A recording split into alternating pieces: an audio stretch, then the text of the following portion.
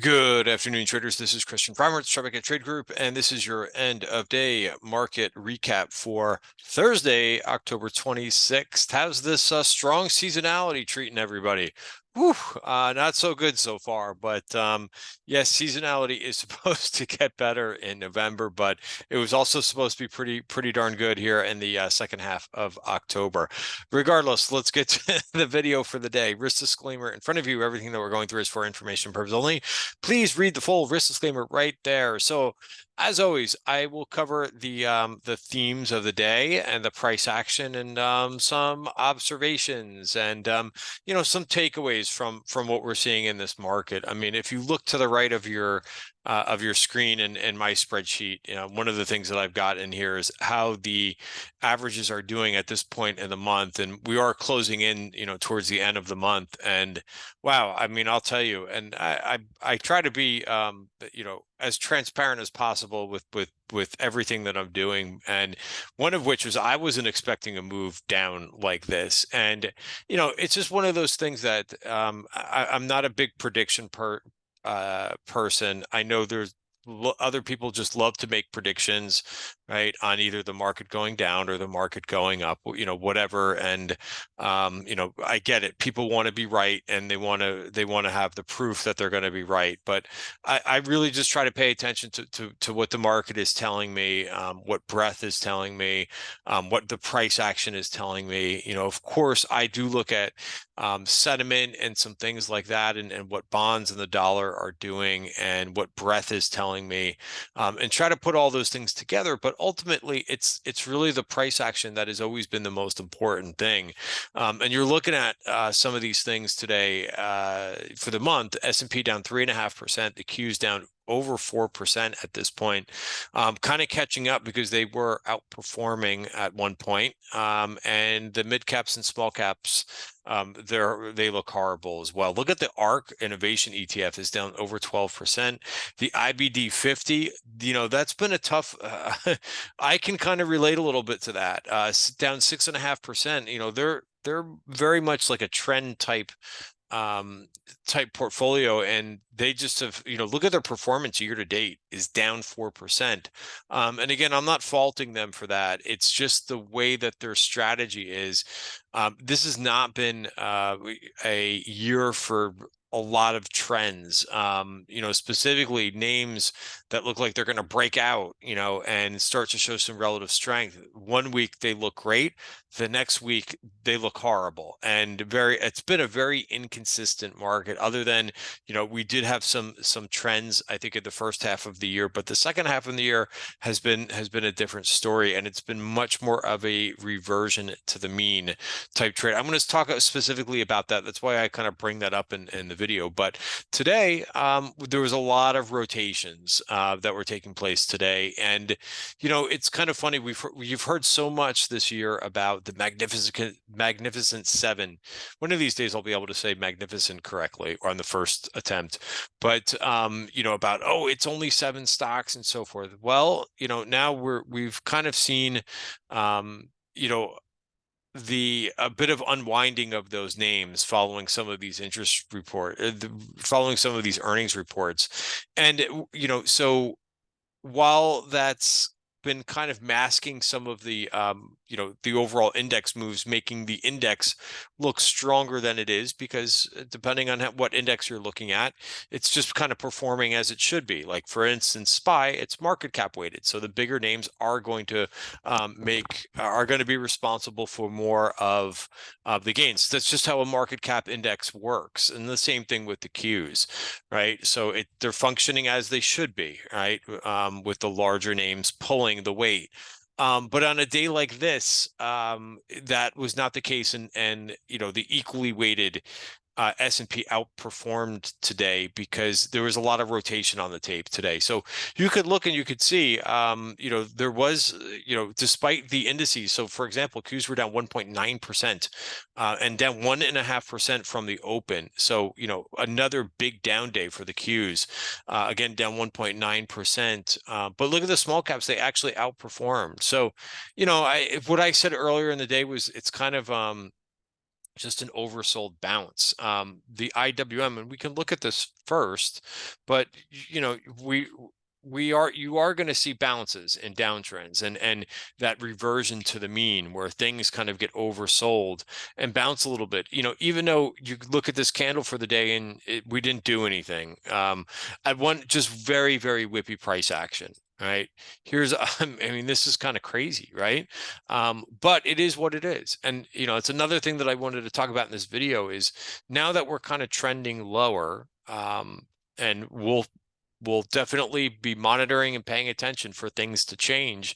But while that we're moving lower like this, this has turned into a scalper's market, right? And here's a good example, right? IWM basically going nowhere today, closing right where it opened. But if you're an expert scalper, you know, there's some money to be made and just fading things. And that's what this market, and that's a lot of times, you know, and again, I want to get away from the calling the market either a bear market or bull market, because people go nuts with this. Oh, we started a bull market last year. Who cares?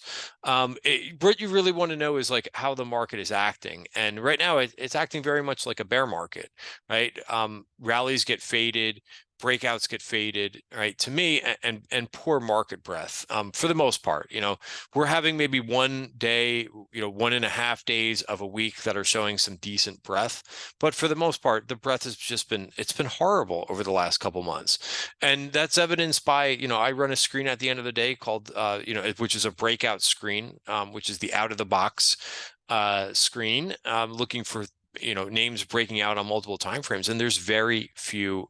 You know, since I've been running that screen, it's been almost, I've never seen it this bad before. And I mentioned that in yesterday's video. So you've got a lot of characteristics right now of a bear market. Now that might change. And again, the reason why I say don't get fixated on bear market, bull market, because we've seen multiple times this year where it's looked like a bull market.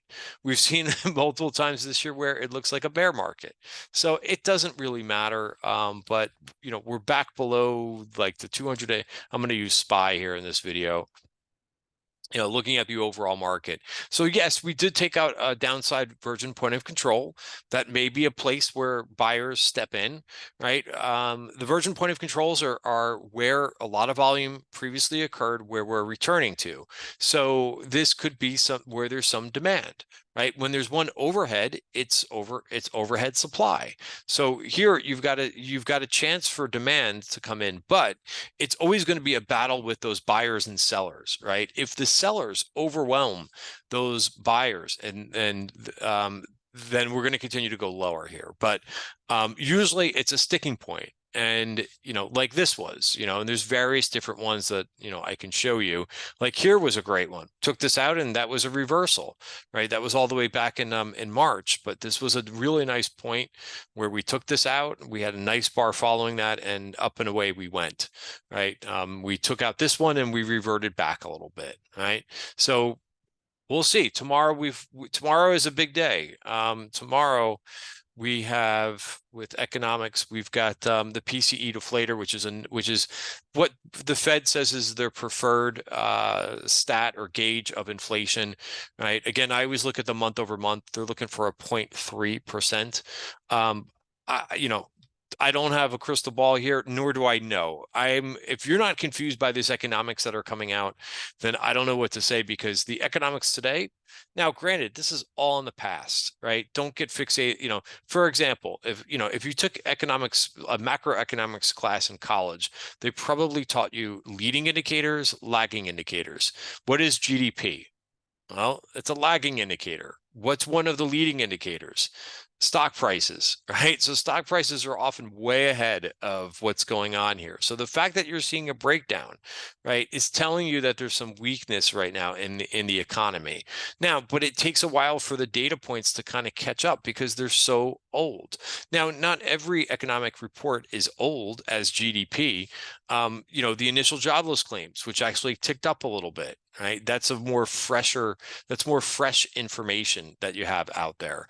So I don't know, you know, regardless of, you know, the market will move on this if it's out of consensus, but you just don't know how old the data is, right? And then we'll also get University of Michigan sentiment numbers. But don't forget, just around the corner, we've got a Fed meeting, right? And by the way, like, I don't show this in every video, but I'll do it today.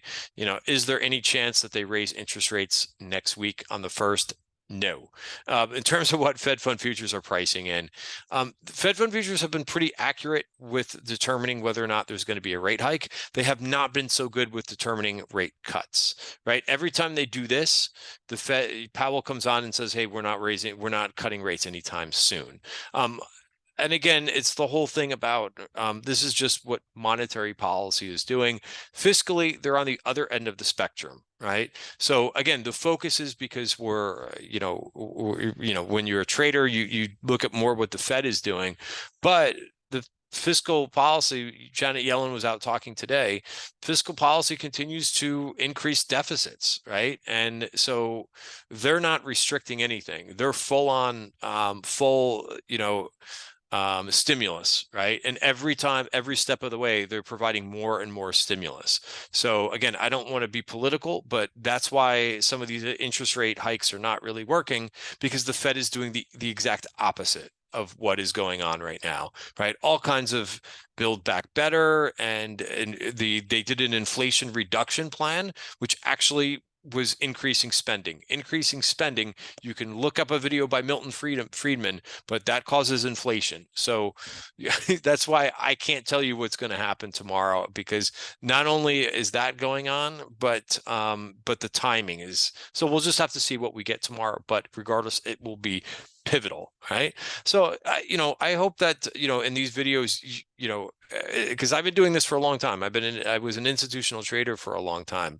It's better, in my opinion, to hear people tell you that they don't know, rather than try to make some prediction about what they think is going to happen, because honestly, no one knows what's going to happen on a day-to-day basis. What you can do is have a trading plan and react to what the prices are doing by either increasing, decreasing your exposure to the market based on what the prices and what the trend is telling you. All right. So here we are. We're trending down like this. The Qs, and I want to just cover the weekly chart, even though I've been talking about this all week, but we like to show this as it's developing. We've now look at the break into the value area at this point, right? So we've lost this uptrend. And so my point now is, like, so how do you adjust, right? Now that we've kind of lost the uptrend in SPY. Qs, we're breaking, we've lost what looked like a possible bull flag or pennant, has broken to the downside, and ultimately I think that we could see a return to the value area. We don't have to go down there in a straight line, we can bounce, but I just think that this pattern has been broken, and we could be heading down to 332, regardless of the stronger seasonality. But I'm open to all possible outcomes here. If price wants to regain this, then we kind of get back into the middle of this. But that's what we have right now, is a lot of things moving down.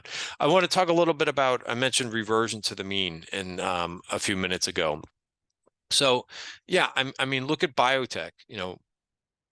Biotech is one of the most beaten up areas. Could we see a little bit more could we see some buying in here? Yeah, I mean, this has been straight down, right? For spring. So I mean, this has been one of the worst performing areas. So if interest rates continue, like, they bounced today, bond prices bounced today, right? Here's what the 30-year looks like. What do you think is going to happen here if bond, and this is important to do, right? It's important to do a little bit of a scenario analysis. Again, this is much better, in my opinion, than crystal ball predictions. Think about what areas are going to outperform if bonds continue to rally a little bit. It will probably be some of your beaten up areas. It will probably be things like IWM, right? Which is really oversold at this point, right? Or even biotech, because these areas do not do well with higher yields. So you might see, and again, this doesn't, for things that are in downtrends, because I'm a trend trader, I stay away from areas that are in downtrends. But you could day trade anything you want. So I day traded a little bit of this today. It was not a big trade just because it didn't move that much. But it's something that I'll be watching for a little bit of a reversion, right? Another beat. So again, this is the opposite of what I normally do, is look for things that are showing relative weakness. But you have to be aware right now how much interest rates are affecting things. What about the transports, right? How washed out is this group? Straight down. So again, maybe this is due for a bounce. Now, would I be putting on a big swing trade here? No, I'll be looking for a day trade, right? I day trade downtrend. If I'm going to participate in downtrends, it's only going to be for a day trade or some type of like overnight trade. That's it, because things will ultimately stay in downtrends and stay in trends for longer than you think that they might. All right, so that's the story there. I was going to cover a couple other things here. What I thought was interesting today is the move in nat gas. So again, probably way off people's radar, but I find it interesting. This was a trade that I made some money on the break of the value area, thin value area, which usually means a big move is coming. We went right into that, just like I was talking about with that SPY virgin point of control. You had one in nat gas, and price didn't like it too much, right? Overhead supply, the sellers won out. But I've been patient with this, watching it every day, waiting for it to for the bounce to start. And I got long some of this UNG today, which I hate that instrument. And I have a video about that from a couple weeks ago. But you could also play FCG, right? And this is the company way to do it, right? This is the nat gas company ETF. So what's in this ETF? If you're asking, what's in this ETF? So FCG, right? It is names like, well, Hess Midstream, Conoco, EOG, Oxy's in it, Marathon, Hess, Devon, right? So what was the best performer today? Well, the best performer today was AR, up 4.8%. Nice reversal on earnings. The only thing I almost went long this AR, and I kind of looked at the just some multiple time frames here and just saw that AR is hitting some resistance. Now, I would pay attention to this 29.79 level.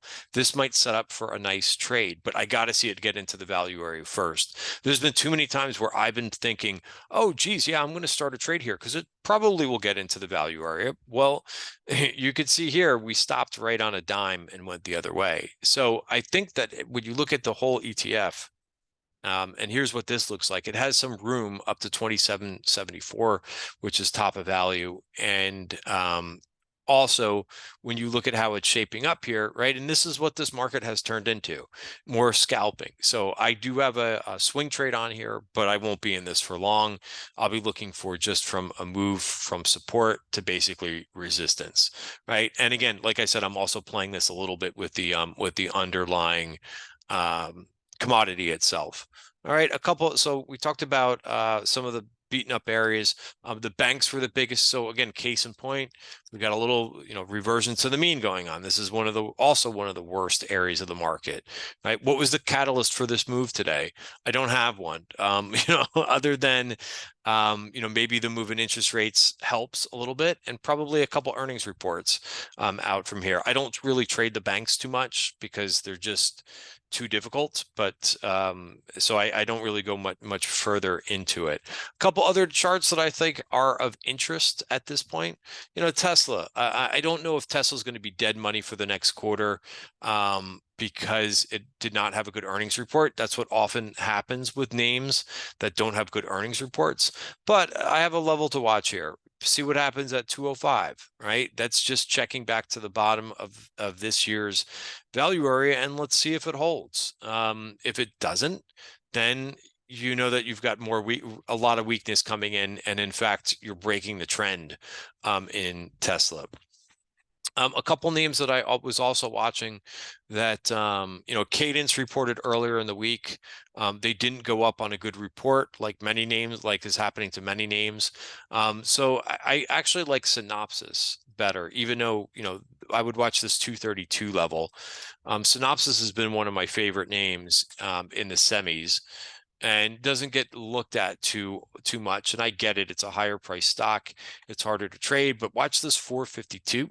So you got a nice move here into some support, bottom of value for the month.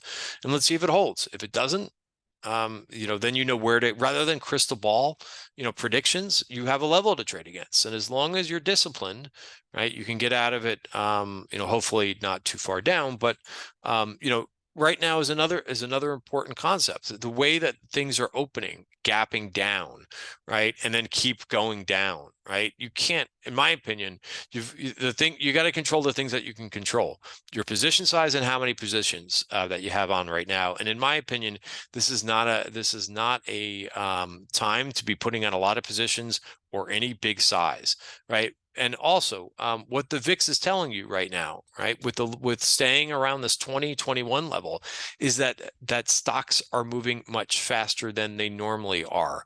That means you do not need the same position size because of the added volatility. In fact, you want to be toning down your position size because stocks are moving faster and faster right now. All right. Another name too that I had my eye on today, I thought it would be an interesting tell, was ServiceNow, which had, also another nice report. Does that candle get you excited about, a so-called really good earnings report?